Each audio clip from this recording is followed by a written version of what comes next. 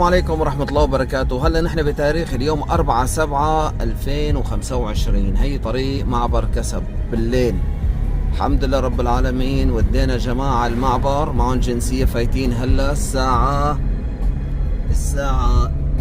9:05 والحمد لله رب العالمين. دخلوا وأمنا عليهم وهي أنا راجع على الطريق بخير وسلامة.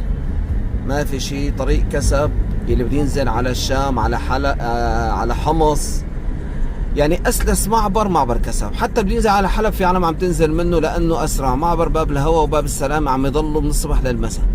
هذا ما فيه يعني 10 دقائق ربع ساعة بكون امورك خالصة وبتصير بسوريا.